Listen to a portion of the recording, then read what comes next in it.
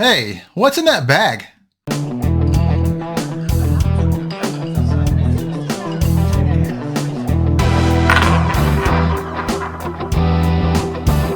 How's it going? This is Brian from Change is Good, and today I bought a small coin collection. This collection included nearly every denomination, including nickels, dimes, quarters, half dollars, and dollar coins. When I bought everything, it was all separated into smaller bags. We'll go through each bag at a time and see if there's anything of value inside. I didn't check the dates on most of the coins. I just separated everything by silver or clad. We'll go through the clad first, starting with the lower denominations and working our way up. And we'll leave the silver for last. And as a reminder, if you like this type of content, hit that like, share, and subscribe.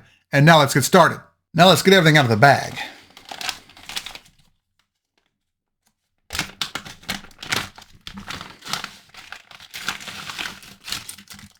There's our silver.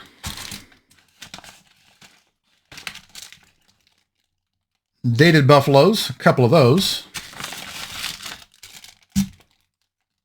Susan B. Anthony dollars. Jefferson nickels. Those are older dates, I believe. We've got dateless buffaloes.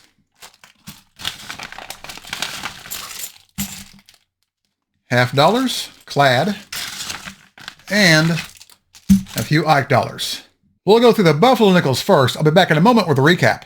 All right, the buffalo nickels are done. The stack here on the left are the dateless ones. I did make out a few dates though. We had a 1924P, a couple of 1935Ps, 1935D, and 1937P. Now we'll go through the Jefferson nickels. All right, the Jefferson nickels are done. We had one fine from the 30s, a 1939 Philadelphia. Unfortunately, it's not a double dot reverse or a Henning nickel. And here are the fines from the 40s. We had 1940P, 1940S, 1941P, 1941D, 1942P, 1946P, 1946D, 1947P, 1947D, 1948D, 1949P, and a 1949D. And here are the fines from the 1950s. We had a 1952D, some 54Ds, a 54S, and a couple of 1958Ds. The rest were from the 1960s and later, but one of them was special. Let's check it out under the scope.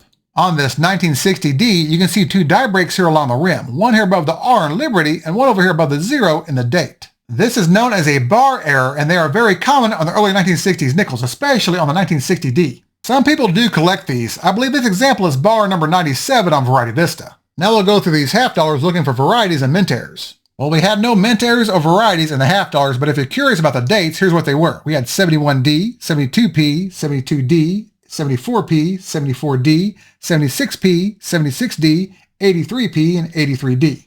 And now the dollar coins. Well, we had no mint errors or varieties for the Ike dollars, but here are the dates. We had a 1971P, 1972D, 1976P, a gold-plated 1976D, and 1978D. We did a little bit better with the Susan B. Anthony's. Here we have some 1979Ps, some 1979Ds, and a couple of 1979Ps with a wide rim variety. Let me show you the difference. Here we have two different 1979Ps. On the top, we have a regular example. The bottom is the wide rim variety, or the FS301 in the Cherry Picker's Guide. You can see the date on the bottom example is much closer to the rim than it is on the top example. The wide rim variety is fairly common, but it does often sell for quite a bit more than face value. And now for the silver, we'll start with the smaller denominations first and work our way up. There were two silver wartime nickels. One was a 1945D and the other a 1945S. As for the dimes, we had one barber dime from 1916, and it has decent details. As for the mercury dimes, we had some from the teens, the 20s, the 30s, and the 40s. The oldest dates were a 1916P, a 1917P, and a nice 1918P.